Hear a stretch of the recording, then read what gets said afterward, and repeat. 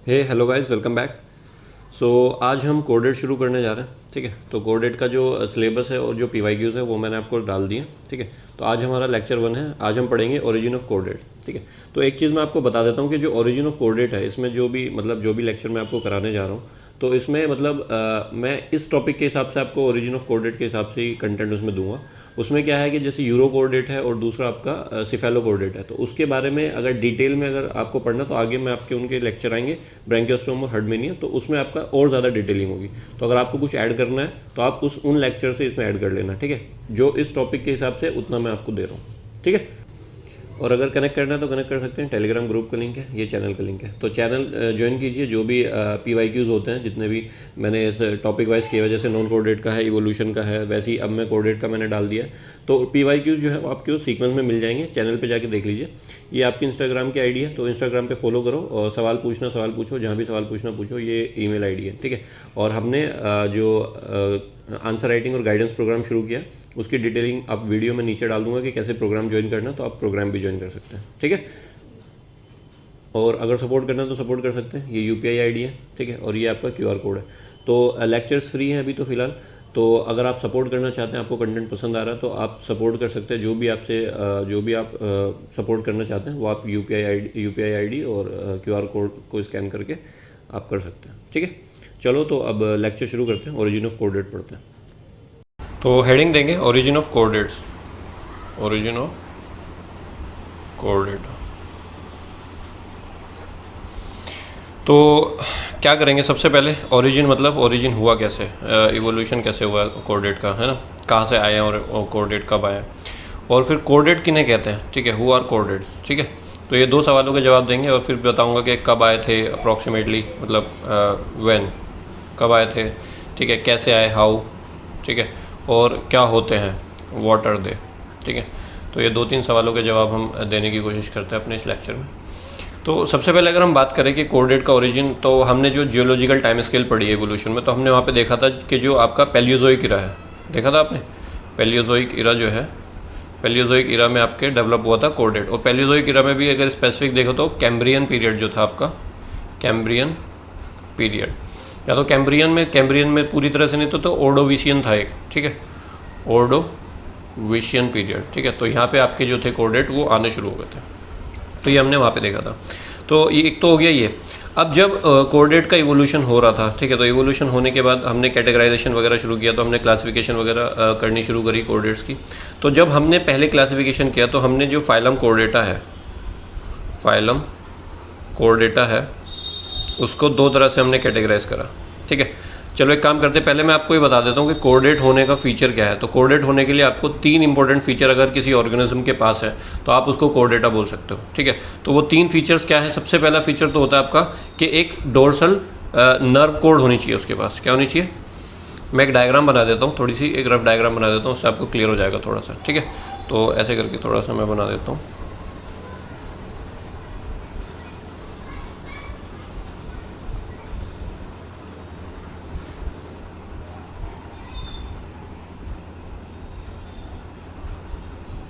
ठीक है, तो ये हो गया, ये हो गई आपकी, मैं यहाँ पे बना देता हूँ।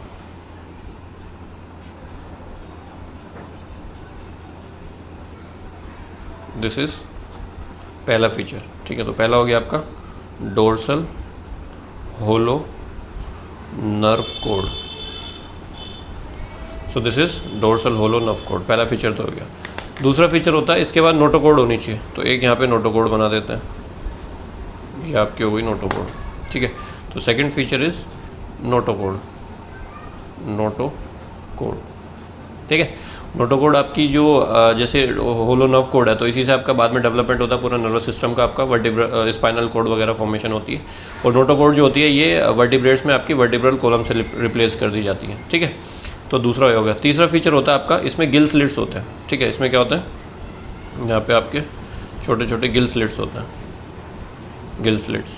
तो ये जो गिल स्लिट्स होते हैं फेरिंग्स में होते हैं, तो उनको बोलते हैं फेरेंजियल गिल स्लिट्स। क्या बोलते हैं, फेरेंजियल गिल स्लिट्स। तो फेरेंजियल गिल स्लिट्स जो होते हैं ये आपको कनेक्ट करते हैं एक तरह से फेरिंग्स को आउटसाइड टू द वर्ल्ड, है ना, और फिर हेल्प करते हैं रेस्पिरेशन में। और ये आपका हो गया इसका एनस, और ये हो गया इसका माउथ, और यहाँ पे सिविलाइजेशन होगा तो ये आपका बन जाएगा ब्रेन। ठीक है, तो एक अगर एक कोऑर्डिनेट को देखें तो एक कोऑर्डिनेट के पास ये फीचर होने चाहिए, तभी आप उसको एक कोऑर्डिनेट बोलोगे। ठीक है, इसके अलावा और भी फीचर्स होते हैं। अदर फीचर्स में अगर मैं बात करूँ तो अदर फीचर्स की आप बात करो तो बायलेटरली सिमेट्रिक होना चाहिए, बायलेटरली सिमेट्रिक होना चाहिए। दूसरा आपका ट्रिप्लोब्लास्टिक होना चाहिए। तीसरा आपका सिलोमेट होना चाहिए। ठीक है, चौथा आपका इसमें organ level system of organisation होना चाहिए, organ level system of organisation होना चाहिए। ठीक है, और एक और इसमें पोस्ट एनल टेल होनी चाहिए, ये इसको हम बोलते हैं पोस्ट एनल टेल। ठीक है, तो पोस्ट एनल टेल होनी चाहिए, और भी मतलब क्लोज्ड सर्कुलेटरी सिस्टम होना चाहिए। तो ये सब जो है अदर फीचर्स में भी आप बोल सकते हो, बट ऐसा नहीं है कि ये फीचर सिर्फ कोऑर्डिनेट में होंगे। ये फीचर आप जैसे लोअर ऑर्गेनिज्म थे, जैसे नॉन कोऑर्डिनेट, तो नॉन कोऑर्डिनेट में भी आप बायलेटरल सिमेट्री, ट्रिप्लोब्लास्टिक, सिलोमेट, है ना, ये सब देख के आए हो ना। तो ये सिर्फ इनके स्पेसिफिक फीचर नहीं है, कोऑर्डिनेट का स्पेसिफिक फीचर होने के लिए 3 फीचर जो है ये ज़्यादा इंपॉर्टेंट है। ठीक है, तो एक तो बात ये हो गई हमारी कि कोऑर्डिनेट हमने किसको बोला। अब जो फाइलम कोऑर्डिनेटा है इसको हमने 2 ग्रुप में डिवाइड किया। ठीक है, एक को हमने बोला प्रोटोकोऑर्डिनेट, क्या बोला, एक को हमने बोला प्रोटोकोऑर्डिनेट, और दूसरे को हमने बोला वर्टिब्रेट या यू कोऑर्डिनेट बोल दो, यू कोऑर्डिनेट। तो एक तो हो गया प्रोटोकोऑर्डिनेटा और एक हो गया आपका यू कोऑर्डिनेटा। तो प्रोटोकोऑर्डिनेटा को हमने 2 तरह से कैटेगराइज किया। एक को बोलते हैं, इसमें मतलब इसमें 2 सब फाइलम है, ये आपकी फाइलम हो गई, ये 2 ग्रुप हो गए, और यहाँ पे आपकी 2 सब फाइलम आ गई। तो 2 सब फाइलम ने हमने प्रोटोकोऑर्डिनेटा को डिवाइड किया। तो एक सब फाइलम का नाम है यूरोकोऑर्डिनेटा, यूरोकोऑर्डिनेटा, और दूसरे का नाम है सिफेलोकोऑर्डिनेटा, सिफेलोकोऑर्डिनेटा। ठीक है, और जो यू कोऑर्डिनेटा इसमें आता है आपका वर्टिब्राटा, वर्टिब्राटा। तो इस तरह से हमने इनको कैटेगराइज किया है, यूरोकोऑर्डिनेट, कोऑर्डिनेट, है ना, सिफेलोकोऑर्डिनेट और वर्टिब्रेट। तो ये तो आज के टाइम में। इससे पहले प्रोटोकोऑर्डिनेटा में अर्लियर जो मतलब पहले क्लासिफिकेशन थी उसमें प्रोटोकोऑर्डिनेटा में 3 चीज़ें थी, 1 2 3। एक तो यूरोकोऑर्डिनेट था, एक सिफेलोकोऑर्डिनेट था, और इसमें हेमीकोऑर्डिनेट भी था। तो हेमीकोऑर्डिनेट को बाद में उठा के हमने एक अलग ही सब फाइलम बना दी, एक अलग ही फाइलम बना दी हेमीकोऑर्डिनेटा के नाम से, बट पहले वो आपका प्रोटोकोऑर्डिनेटा में आता था। ठीक है, तो ये चीज़ें पहले तो आपको क्लियर होनी चाहिए कि कौन कोऑर्डिनेट है, कौन नॉन कोऑर्डिनेट है, और कौन आपका जो है इसमें नहीं आ रहा है। ठीक है, तो एक तो चीज़ ये हो गई। दूसरा ये है कि जो ये ऑर्गेनिज्म है, जो कोऑर्डिनेट है और नॉन कोऑर्डिनेट है, तो कोऑर्डिनेट और नॉन कोऑर्डिनेट में भी कुछ सिमिलर फीचर्स होंगे आपके, है ना। तो वो सिमिलर फीचर आपको पता होने चाहिए। तो एक तो ये हो गया आपका कि जो फाइलम कोऑर्डिनेटा है उसको हम कैसे कैटेगराइज कर रहे हैं। अब हम क्या करने जा रहे हैं, तो इसमें हमारा प्रोटोकोऑर्डिनेटा दिया हुआ है एक तो सिलेबस में। तो प्रोटोकोऑर्डिनेटा में आपका 2 ऑर्गेनिज्म दिए, एक तो हर्डमेनिया दिया हुआ है, वो आपका आता है यूरोकोऑर्डिनेट। तो यूरोकोऑर्डिनेट का एग्जांपल हो गया हर्डमेनिया, और एक आपका ब्रैंकियोस्टोमा दिया जो आपका हो गया सिफेलोकोऑर्डिनेट का एग्जांपल। तो एक तो हम इसका पढ़ेंगे, एक इसका पढ़ेंगे, और वर्टिब्रेट तो फिर फिशेस से शुरू ही हो जाएगा आपका, तो ये तो फिर उसके बाद आएगा, और इससे पहले और तो कुछ नहीं है। ठीक है, तो यही 3 चीज़ें, मतलब इसमें प्रोटोकोऑर्डिनेट में एक तो ओरिजिन टॉपिक हो गया आपका, एक ये हो गया हर्डमेनिया, और एक आपका ये हो गया ब्रैंकियोस्टोमा। ठीक है, तो अब सबसे पहले हम ओरिजिन ऑफ कोऑर्डिनेट देखते हैं। तो ओरिजिन ऑफ कोऑर्डिनेट को एक्सप्लेन करने के लिए, ओरिजिन ऑफ कोऑर्डिनेट कैसे हुआ, पहले कोऑर्डिनेट कैसे आए और कैसे कैसे चीज़ें हुई हैं, तो उसको समझाने के लिए हमारे पास कुछ थियरीज़ हैं, जिसको हम बोलते हैं, उसको समझाने के हमारे पास क्या है, कुछ थियरीज़ हैं। ठीक है, so theories to explain the origin of coordinate, theories of origin of coordinate. ठीक है, तो उन थ्योरीज में 4 थ्योरी आपकी इंपॉर्टेंट है। एक होती है echinoderm ancestry theory, echinoderm origin बोल दो या एंसेस्ट्री बोल दो, एक ही बात है, इकाइनोडर्म ओरिजिन थ्योरी। दूसरी आपकी हेमीकोऑर्डिनेटा, हेमीकोऑर्डिनेटा थ्योरी। तीसरी आपकी यूरोकोऑर्डिनेटा, यूरोकोऑर्डिनेटा ओरिजिन। ठीक है, चौथी है आपकी सिफेलोकोऑर्डिनेटा, सिफेलोकोऑर्डिनेटा ओरिजिन। ठीक है, और इन चारों को कंबाइन करके एक हाइपोथेसिस दी है जिसको हम बोलते हैं बैरिंगटन्स हाइपोथेसिस, बैरिंगटन्स हाइपोथेसिस। ठीक है, तो ये हमें पढ़ना है कि थियरीज ऑफ ओरिजिन क्या कहती है। तो सबसे पहले अगर इकाइनोडर्म थ्योरी बोले तो इकाइनोडर्म थ्योरी जैसे नाम में, तो ये थियरी कहती है कि जो कोऑर्डिनेट का इवोल्यूशन हुआ है वो इकाइनोडर्म से और हेमीकोऑर्डिनेट के थ्रू हुआ है। ठीक है, इकाइनोडर्म और हेमिकोर्डेट में सिमिलैरिटी देखिए, क्योंकि जिस टाइम ये थियरी दी गई थी उस टाइम पे हेमिकोर्डेट आपका कोर्डेट में था, तो इस थियरी ने हेमिकोर्डेट के साथ रिलेट करके कोर्डेट के इवोल्यूशन को बताने की कोशिश की है, तो वो हम देखेंगे अभी क्या है। देन हेमिकोर्डेटा, तो हेमिकोर्डेटा थियरी ने हेमिकोर्डेटा के बेस पे थियरी दी है। उसने बोला कि जो अर्लियर हेमिकोर्डेट्स थे वो आपके सिमिलर थे कोर्डेट के, ठीक है, तो मतलब जो इनमें कनेक्टिंग लिंक है वो आपका हेमिकोर्डेट है। देन यूरोकोर्डेट, तो यूरोकोर्डेट थियरी अपने हिसाब से एक्सप्लेन करती है कि यूरोकोर्डेटा के थ्रू इवोल्यूशन हुआ था, और सिफेलोकोर्डेट थियरी अपने हिसाब से एक्सप्लेन करती है कि सिफेलोकोर्डेट से कोर्डेट का इवोल्यूशन हुआ, ठीक है। तो एक एक करके मैं चारों थियरी बताऊंगा, फिर इसको कंबाइन करके आपका बैरिंगस्टन हाइपोथेसिस। तो एक लाइन लिख के शुरू करेंगे पहले, ठीक है। तो ओरिजिन ऑफ कोर्डेट हमने हेडिंग दी है, ये पूरा जो समझ लीजिए आप लिख लो अपना। देन उसके बाद हम एक लाइन देखेंगे कि पहले कोर्डेट कौन थे, तो हमें ऐसा लगता था कि पहले कोर्डेट हेमिकोर्डेट से आए हैं, और हेमिकोर्डेट के बाद यूरोकोर्डेट, यूरोकोर्डेट के बाद सिफेलोकोर्डेट, एंड देन आपकी उसमें नियोटेनी हुई, मतलब कोई रेजिडुअल फीचर रहे और फिर नए फीचर आए, देन उसके बाद आपके वर्टिब्रेट है, ठीक है। तो इस तरह से एक लाइन लिख के फिर हम एक एक करके थियरी आपको लिखाता हूँ। सबसे पहले एक इकाइनोडर्म थियरी पढ़ेंगे, तो इकाइनोडर्म थियरी मैं आपको अगले पेज पे कराता हूँ। तो एक लाइन लिखेंगे कि it is believed that hemichordates were the first evolved and gave rise to Urochordates, ठीक है। Then the larva of Urochordates evolved into Cephalochordate and vertebrate by neoteny, ठीक है। न्यूटेनी मतलब नए फीचर्स आ जाना किसी ऑर्गेनिज्म में और पुराने फीचर के साथ साथ कुछ, ठीक है।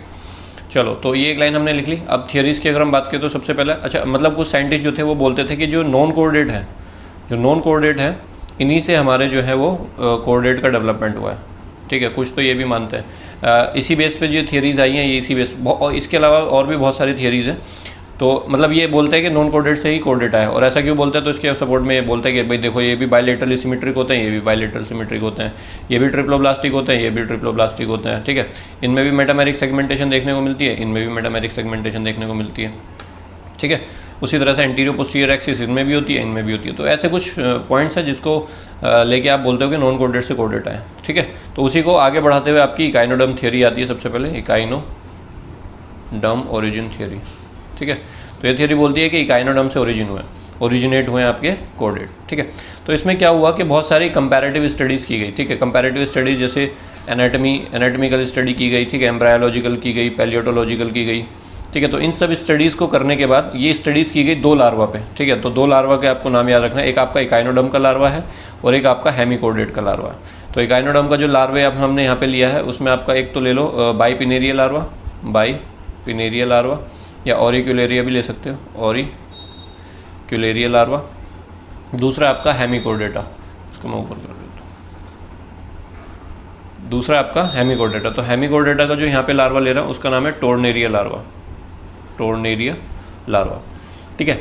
तो जब इन 2 लार्वा को, ये बेलेनोग्लोसस का लार्वा होता है, तो जब इन 2 लार्वा की कंपैरेटिव स्टडीज़ की गई लार्वल स्टेज पे, तो ये देखने को मिला कि ये 2 लार्वा में बहुत सारी सिमिलरिटीज़ हैं, ठीक है। तो इनमें बहुत सारी सिमिलरिटीज़ है, जैसे 2-4 सिमिलरिटीज़ की अगर मैं बात करूँ आपको, तो इन दोनों में देखने को मिला कि दोनों में कंप्लीट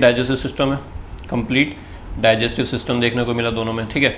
दोनों लार्वा जो होते हैं वो फ्री स्विमिंग होते हैं आपके, दोनों लार्वा कैसे होते हैं, फ्री स्विमिंग होते हैं, और सिलिएटेड बैंड्स होते हैं दोनों लार्वा में, सिलिएटेड बैंड्स होते हैं। इसकी एक डायग्राम मैं आपको दिखा दूंगा अभी, ठीक है। और डोर्सल साइड पे पोर होते हैं, इनकी डोर्सल साइड पे पोर होते हैं। तो दोनों ही आपके छोटे होते हैं, माइन्यूट होते हैं बहुत ही, और ट्रांसपेरेंट होते हैं, ट्रांसपेरेंट। तो ये कुछ फीचर्स हैं जो इन दोनों में बहुत ही सेम है। तो ये लार्वा देखेंगे एक बार सिमिलैरिटीज़ के लिए, ठीक है। तो ये आपका इकाइनोडर्म है और ये आपका बेलेनोग्लोसस है, ठीक है, अकॉर्नवॉर्म। तो इसका टोर्नेरिया लार्वा और ये बाइपिनेरिया लार्वा। अगर आज में देखो सिलियरी बैंड है, ठीक है, ये सिलियरी बैंड है दोनों में, इसमें भी सिलियरी बैंड। इसका भी माउथ आपका वेंट्रल साइड है, इसका भी माउथ वेंट्रल साइड है, ठीक है। और अब अगर आप देखें इसमें भी आपका एलिमेंट्री कैनाल है, इसमें भी आपका एलिमेंट्री कैनाल है कंप्लीट, एक तरह से डाइजेस्टिव सिस्टम कंप्लीट है ना।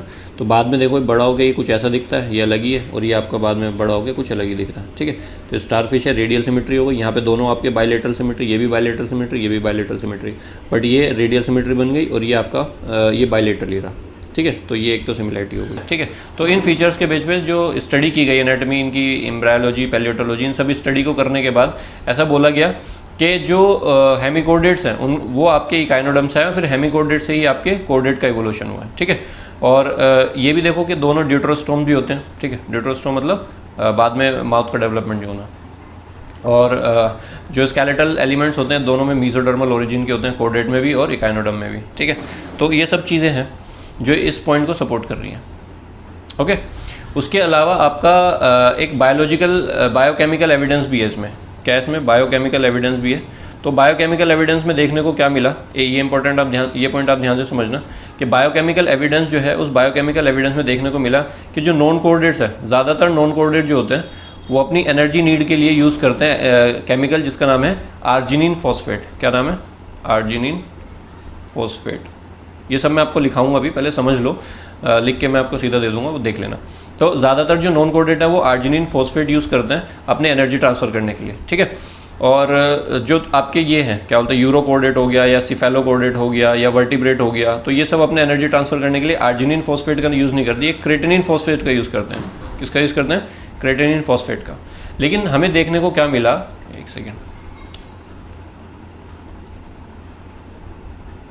हमें देखने को क्या मिला कि जो ये थे आपके हेमिकोर्डेट और इकाइनोडर्मेट, ठीक है। तो हेमिकोर्डेट और इकाइनोडर्मेट जो हैं ये दोनों को यूज़ करते हैं, दे यूजेस बोथ क्रिएटिनिन और आर्जिनिन फॉस्फेट, दोनों को यूज़ करते हैं। तो इस तरह से हमने, मतलब ये थियरी भी तो है ही, ये हमने एक वो बना लिया कि जो इकाइनोडर्म और हेमिकोर्डेट है ये कनेक्टिंग लिंक है आपके कोर्डेट और नॉन कोर्डेट के बीच में, ठीक है। तो नॉन कोर्डेट से कोर्डेट का इवोल्यूशन हुआ, तो क्योंकि इकाइनोडर्म तो आपका नॉन कोर्डेट है और हेमिकोर्डेट में भी आपके जो नॉन कोर्डेट के फीचर्स हैं और कोर्डेट के फीचर्स इसके पास इतने हैं नहीं, क्योंकि इसके पास नोटोकोड ट्रूली है कि नहीं है वो डाउटफुल है अभी भी। तो ऐसा हमें देखने को मिला।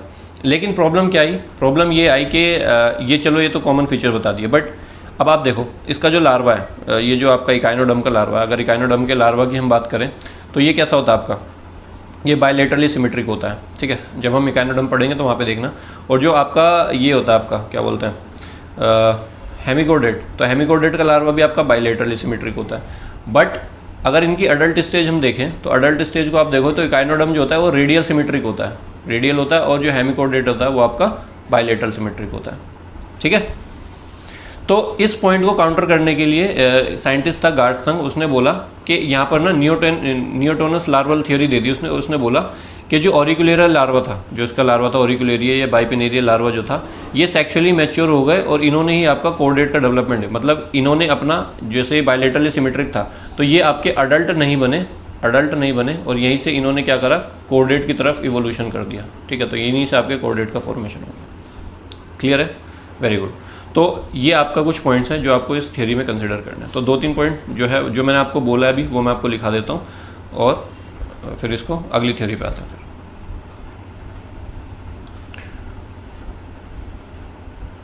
तो इकाइनोडर्म ओरिजिन में लिखा, it was given by J Muller, ठीक है।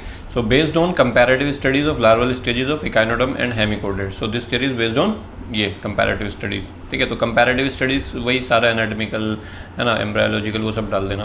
Then tornaria larva, bipinnaria and auricularia larva resembles each other, ठीक है। तो ये हेमिकोर्डेट और ये काइनो, और ये रिजेम्बलेंस क्या है जो मैंने आपको पीछे बताई है, वही complete digestive system, freely swimming, ciliated bands, वो सब यहाँ पे लिख लेना, ठीक है। देन जो गार्डस्टंग ने बोला कि इकाइनोडर्म लार्वा में ही नियोटेनी हो गई और उसी से आपके कोर्डेट का फॉर्मेशन हुआ, ठीक है। तो 2 पॉइंट इनके सपोर्ट में ये है कि इकाइनोडर्म्स आर ड्यूटरोस्टोम जैसे कोर्डेट होते हैं and possesses mesodermal skeletal element, जो स्केलेटल सिस्टम है वो आपका मीजोडर्मल ओरिजिन का है जैसे कोर्डेट में होता है, ठीक है। और biochemical evidence also supported this theory, लेकिन फिर भी ये थियरी जो है वो रिजेक्ट कर दी गई क्योंकि कुछ भी सेंस बन नहीं रहा था कि मतलब ठीक है तुम कुछ भी चीज़ इधर से उधर डाल रहे हो। लेकिन एक चीज़ इसमें आपके सपोर्ट की गई, एक चीज़ इसमें एक्सेप्ट की गई, और वो चीज़ एक्सेप्ट करने वाली ये थी कि जो कोर्डेट्स हैं और जो आपके इकाइनोडर्म्स हैं, ठीक है, इन दोनों का इवोल्यूशन जो हुआ है, इन दोनों का जो एंसेस्टर है वो शायद एकदम सेम रहा होगा, उसी एंसेस्टर से आपके दोनों ओरिजिनेट हुए हैं। तो क्या एक्सेप्ट किया गया इस थियरी के हिसाब से कि chordate and echinoderm may have may have immediate ancestors. ठीक है, तो ये आपका हो गया। एंड बायोकेमिकल एविडेंस में वही 3 पॉइंट डाल लेना कि जो ज़्यादातर नॉन कोर्डेट है वो आर्जिनिन फॉस्फेट यूज़ करते हैं, और यूरोसिफेलो वो जो होते हैं वो आपके क्रिएटिनिन करते हैं, लेकिन हेमिकोर्डेट और इकाइनोडर्म आपके दोनों करते हैं। ठीक है, तो वो बायोकेमिकल एविडेंस। और भी बहुत सारे एविडेंस है, बट इतना बहुत है अभी थियरी के लिए, इतने पॉइंट काफ़ी हैं। ठीक है, तो ये हो गई आपकी इकाइनोडर्म थियरी। ऐसी हेमिकोर्डेट थियरी आपको अगले पेज पे बताता हूँ। तो दूसरी थियरी है आपकी हेमिकोर्डेट ओरिजिन की, हेमिकोर्डेट ओरिजिन। ठीक है, तो ये थियरी आपकी दी थी रोम ने, दिस वाज गिवन बाय रोम। तो ये थियरी क्या कहती है? ये थियरी कहती है कि जो ड्यूट्रोस्टोम, एंसेस्ट्रल ड्यूट्रोस्टोम थे वो ससाइल थे। ठीक है, ससाइल थे, और ससाइल के होने के साथ साथ इनके पास आपके आर्म फीडर था। आर्म फीडर का मतलब क्या होता है? Chelated arm. ठीक है, ऐसे इसमें जो आपकी होती है सिलेटेड आर्म होती है, जो आके अपना खाना वाना जो है वो ट्रैप कर लें। ठीक है, तो इस टाइप के ये थे। तो इनमें देखने को क्या मिला कि जब इनमें धीरे धीरे क्या हुआ कि ये धीरे धीरे सेडेंट्री होते गए, मतलब ये ससाइल होते गए, धीरे धीरे सेडेंट्री हो गए। तो इनकी जो ये था, जो सिलेटेड आर्म थी, इनको धीरे धीरे आपकी लॉस होने लगी, और इसमें आपका फेरेंजियल गिल स्लिट्स का फॉर्मेशन होने लगा। तो फेरेंजियल गिल स्लिट्स का फॉर्मेशन होने लगा, मतलब अब ये धीरे धीरे किसकी तरफ डेवलपमेंट हो रहा है? इनका डेवलपमेंट हो रहा है धीरे धीरे कोर्डेट्स की तरफ। और आज भी आप देखो, अगर लोफोफोरेट्स को देखो, आप अगर लोफोफोरेट्स को देखो, तो लोफोफोरेट कौन होते हैं? हेमिकोर्डेट होते हैं। तो इसमें अभी भी आपके जो सिलेटेड टेंटेकल्स हैं वो अभी भी देखने को मिलते हैं। और इसमें एग्जाम्पल अब अगर आप ये देते हैं, हेमिकोर्डेट ओरिजिन थियरी देती है एग्जाम्पल टेरोब्रैंक का। टेरोब्रैंक जो होते हैं, जो एक्सटेंड हो चुके हैं अभी, तो उनमें आपके सिलेटेड आर्म भी थी और फेरेंजियल गिल स्लिट दोनों थे। ठीक है, तो ये थियरी बोलती है कि, मैं लिख देता हूँ कि it states that ancestral deuterostomes were sessile या सीडेंट्री। ठीक है, and were tentacle feeders.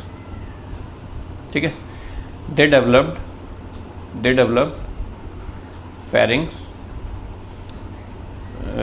pharyngeal gill slit as an adaptation या म्यूटेशन बोल सकते हो, कुछ भी, म्यूटेशन या एडेप्टेशन ऑफ सेडेंटरी हैबिट। ठीक है, एग्जाम्पल एक्सटेंट, इसको ऊपर कर देता हूँ,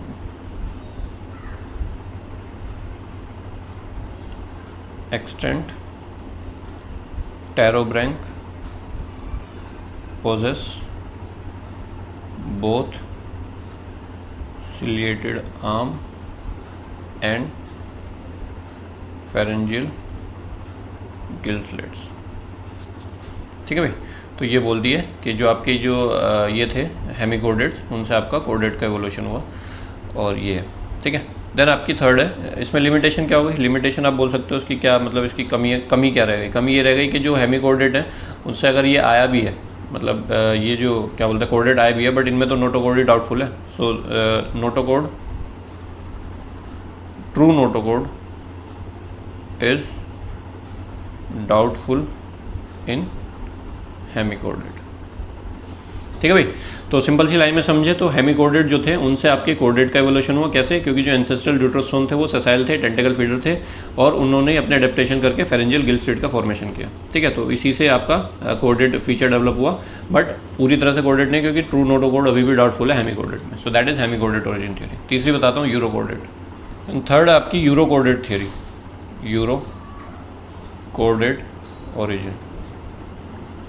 ठीक है, तो यूरोकोर्डेट ओरिजिन क्या कहती है? तो देखो, यूरोकोर्डेट में एग्जांपल ले लेते हैं हम, जैसे हर्डमेनिया ले लिया, एसिडियन जो है आपका, वो ले लो, उठा लो। ठीक है, तो एसिडियन जो होता है आपका, आप उसको देखो, उसकी 2 स्टेज होती है, एक होती है आपकी लार्वल स्टेज और एक होती है आपकी अडल्ट स्टेज। ठीक है, तो अगर लार्वल स्टेज आप बोलो, देखो इसकी, तो larval stage is much more advanced as compare to this adult stage, क्योंकि अडल्ट स्टेज कैसी होती है? ससाइल होती है और सीडेंट्री होती है। ठीक है, तो फिल्टर फीडिंग कंडीशन होती है इसमें। लेकिन जो लार्वल होती है फ्री स्विमिंग होती है। मतलब कहने का मतलब यह है कि जो लार्वा है इसके कैरेक्टर ज़्यादा सिमिलर हैं कोर्डेट के as compare to the adult urochordate. ठीक है, तो अडल्ट यूरोकोर्डेट ज़्यादा सिमिलर नहीं है कोर्डेट के, larval urochordate is much more similar to the chordate. तो ये थियरी बोलना चाह रही है कि जो लार्वा है यूरोकोर्डेट का, ये अडल्ट में मेटामॉर्फोस ना होके इधर ना जाके इसने आपका कोर्डेट का फॉर्मेशन कर दिया होगा। ठीक है, बाय द न्यूटेनी। तो ये आपका कह रही है थ्योरी। ठीक है, तो लार्वा जो है it is much more advance than the adult, इसलिए इसमें रेट्रोग्रेसिव डेवलपमेंट होता है, ये हम पढ़ेंगे हर्डमेनिया में। तो ये थ्योरी यही कह रही है कि लार्वा जो है वो आपका अडल्ट में ना जाके न्यूटेनी के थ्रू इसने आपका कोर्डेटा का फॉर्मेशन करा दिया। ठीक है, तो इसमें जो नए फीचर्स थे वो ऐड कर लिए, और जो सेडेंट्री फीचर्स थे, जैसे ये सेडेंट्री फीचर्स थे सेसाइल के, ये आपके इसने लूज़ कर दिए, तो इधर ना जाके ये आपका इधर आ गया।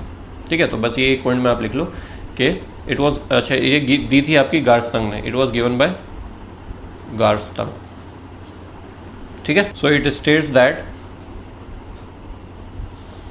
chordates evolved from some sessile filter feeding urochordate by the larval stage evolving into adult, ठीक है, by neoteny and by losing the sedentary adult stage। ठीक है भाई, तो ये वाली ना जाके इधर वो आ गई। ठीक है, अभी ये सब समराइज होके जब गार्सन उसमें आएगा बैरिंगटन में, तो उसमें बैरिंगटन जो हाइपोथेसिस है उसमें भी आएगा सारा। ठीक है, सो दैट इज़ यूरोकोर्डेट। अब लास्ट बचती है आपकी सिफेलोकोर्डेट, वो और बता देता हूँ। देन लास्ट है आपकी सिफेलोकोर्डेट, सिफेलोकोर्डेट ओरिजिन। ठीक है, तो ये आपकी दी थी चैम्बरलेन ने, it was given bye Chamberlain. इसने बोला कि कुछ सिफेलोकोर्डेट जो अभी एक्सटिंक्ट हो गए हैं उनमें सारे फीचर्स थे आपके कोर्डेट के भी, और कुछ नॉन कोर्डेट के जो प्रिमिटिव फीचर्स है वो भी थे उनके अंदर। ठीक है, तो ये थियरी क्या कहना चाह रही है? थियरी कहना चाह रही है, इसने एक एग्जांपल दिया आपका, एग्जांपल इसने देखा कि जो एम्फिऑक्सिस होता है उसके जैसा कुछ फॉसिल देखने को मिला। सो एम्फिऑक्सिस लाइक फॉसिल्स। ठीक है, तो इस एम्फिऑक्सिस लाइक फॉसिल को जब हमने देखा, जब इसको देखा गया तो इसको देखा गया कि इसकी जो बॉडी थी वो स्ट्रीमलाइन बॉडी थी, जैसे वर्टिब्रेट्स की होती है, स्ट्रीमलाइन बॉडी थी, और इसकी बॉडी में नोटोकॉर्ड भी प्रेजेंट थी, क्योंकि जो सिफेलोकोर्डेट होता है इसमें तीनों फीचर्स होता है आपके, जो ये है आपका वर्टिब्रेट, उसके तरह तीनों फीचर्स होते हैं इसके पास भी। तो नोटोकॉर्ड भी है, लेकिन इसकी जो नोटोकॉर्ड है ये थ्रू आउट दी लाइफ रहती है, हेड टू टेल। बट जो वर्टिब्रेट होता है उसमें नोटोकॉर्ड जो होती है वो आपकी कन्वर्ट हो जाती है किसमें, वर्टिब्रल कॉलम में। ठीक है, तो इसमें तीनों फीचर्स है जो कोर्डेट के पास फीचर्स होने चाहिए। बट इसमें देखा गया कि जो इसका एक्सक्रीटरी सिस्टम है, जैसे हमारे जो वर्टिब्रेट्स हैं उनमें एक्सक्रीटरी सिस्टम पूरी तरह से डेवलप हुआ, लेकिन इनके पास फ्लेम सेल्स है। ठीक है, तो फ्लेम सेल्स है तो वो कोई मतलब ऐसा नहीं है। तो ठीक है, इसने भी कुछ पॉइंट दिए सपोर्ट में कि हाँ हो सकता है सिफेलोकोर्डेट से ही कोर्डेट आया। तो ये बस 2 लाइन लिख लो आप कि he states that extant cephalochordate possesses all chordate characters and also shows some primitive features of non chordates। ठीक है, एग्जाम्पल में आप ये लिख लेना, एग्जाम्पल में amphioxus like fossil shows streamline body having notochord. ठीक है, लिमिटेशन में आप लिख देना कि they have excretory system is made up of flame cells which is different from vertebrates. ठीक है, तो इस तरह से हमारा जो है ये जो सिफेलोकोर्डेट ओरिजिन है ये भी बता दिया, क्योंकि सिफेलोकोर्डेट में सारे फीचर्स होते हैं जो कोर्डेट में होते हैं। बट इसको भी मतलब ये भी एक थियरी है जो कहना चाह रही है कि इसी से कोर्डेट आया। ठीक है, चलो तो अब मैं आपको एक डायग्राम में आपको जो ये है आपका बैरिंगटन्स हाइपोथेसिस है, वो बता देता हूँ आपको, ठीक है। तो अगर आप यहाँ पे देखें तो यहाँ पे आपको दिख रहा होगा कि जो बैरिंगटन हाइपोथेसिस है वो एक तरह से समराइज़ कर रही है। कैसे? तो सबसे पहले देखो कि एंसेस्ट्रल स्टॉक मतलब सबसे पहला जो प्रिमिटिव ससाइल है वो आर्म फीडर है, मतलब कोई एक ऐसा एंसेस्टर रहा था हमारा, मतलब एकाइनोडर्म और कॉर्डेट का कॉमन एंसेस्टर रहा था जो आपका बहुत छोटा था, ससाइल था, है ना, और आर्म फीडिंग करता था, मतलब जो टेंटिकल है सिलिएटेड टेंटिकल ये था। तो ये एक कॉमन एंसेस्टर माना जा रहा है एक तरह से कॉर्डेट और इकाइनोडर्म के बीच में। फिर इससे क्या हुआ, प्रिमिटिव इकाइनोडर्म का डेवलपमेंट हुआ, इस एक लाइन आपका ऐसे चली गई, और आपका टेरोब्रैंक, जो टेरोब्रैंक आपके एक्सटेंट हो चुके हैं उनका डेवलपमेंट हुआ, ठीक है। तो ये हो गया, तो ये भी हुआ। उसके बाद इनमें जो था ये आपका, इनमें फर्दर डेवलपमेंट हुए प्रिमिटिव ससाइल से आर्म फीडर से, आर्म फीडिंग छोड़ के इन्होंने गिल फीडिंग स्टार्ट कर दी। तो उसको इनको हमने बोल दिया प्रोटो एसिडियंस, मतलब अभी तरह से यूरो कोडेड नहीं आया पूरी तरह से, लेकिन उनके प्रोटो आ गए, ठीक है। तो यहाँ पे आर्म फीडिंग छोड़ के आपका गिल फीडिंग शुरू हो चुकी है, मतलब प्रिमिटिव गिल्स का डेवलपमेंट हो गया। अब प्रिमिटिव गिल्स का डेवलपमेंट हो गया तो प्रिमिटिव गिल्स किसमें, हेमिकोडेड थियरी में आपने देखा कि हेमिकोडेड के बाद प्रिमिटिव गिल्स आ गए थे आपके, ठीक है। तो इसका फर्दर डेवलपमेंट हुआ, आपका हेमिकोडेड बन गया, ठीक है। तो ये आपकी अलग लाइन चली गई। देन उसके बाद आपने देखा कि जो प्रोटो एसिडियंस है इनमें फर्दर डेवलपमेंट हुआ, डेवलपमेंट होकर आपके एसिडियंस बन गए, ठीक है। ये आपके एंसेस्ट्रल एसिडियंस थे। अब ये जो एसिडियंस है ये आपका, ये तो अडल्ट है, तो अडल्ट आपका ससाइल होता है, लेकिन अगर आप इसका लार्वा देखो तो this is free swimming larva, free swimming larva of ascidians, ठीक है। और जो ये आपका एसिडियन है ये फर्दर इसका मतलब एवोल्यूशन हुआ, इसमें डेवलपमेंट हो, और ये आपका अडल्ट बना तो ये आपका ससाइल बना, ठीक है। तो एडवांस ट्यूनिकेट्स, यूरोकोडेट्स, ये आपके ससाइल है, और ये आपका फ्री स्विमिंग लार्वा। फिर फ्री स्विमिंग लार्वा जो है इसमें भी अगर आप देखो तो जो इसने क्या करा अपना, इसने इस तरफ ना जाके, मतलब अडल्ट स्टेज ना चुन करके ये आपका इधर चला गया वर्टिब्रेट बनाने की तरफ, ठीक है। तो ससाइल अडल्ट स्टेज इज़ लॉस्ट, ठीक है। तो इसमें क्या हुआ, इसी में आपका देखा हमने कि इसी से आपका सिफेलोकोडेट बन गया, क्योंकि सिफेलोकोडेट के पास तीनों फीचर, और देखो ब्रैंकियोस्टोमा ये स्ट्रीमलाइन है। तो ये ब्रैंकियोस्टोमा और ये जो आपका हेर्डमेनिया ये सब डिटेल में आगे आने वाला है, तो डोंट वरी, इसमें और ज़्यादा डिटेल मिलेगी आपको, फुल डिटेल मिलने वाली है। तो मैं यहाँ पे सिर्फ लिमिटेड बता रहा हूँ। देन उसके बाद इसी से आपका क्या हुआ, आपका वर्टिब्रेट का फॉर्मेशन हो गया, तो फिशेज़ वगैरह आ गई, एंड देन फिशेज़ के बाद तो आपका फिर आगे चलता ही चला गया, ठीक है। तो ये इस तरह से कुछ आपका बैरिंगटन्स हाइपोथेसिस है। इसको लिखने की ज़रूरत नहीं है, बस ये इसको समझ में आना चाहिए कि कैसे कैसे क्या हुआ। तो ये जो आप उन्हें देख रहे हो इसी को आप इंग्लिश में लिखना चाहो लिख भी सकते हो, बट ज़रूरत नहीं है, ठीक है। तो ये है, तो इसको यहीं पे रखते हैं। अगर वीडियो पसंद आई है तो वीडियो को लाइक करें, चैनल को सब्सक्राइब करें। Thank you, bye.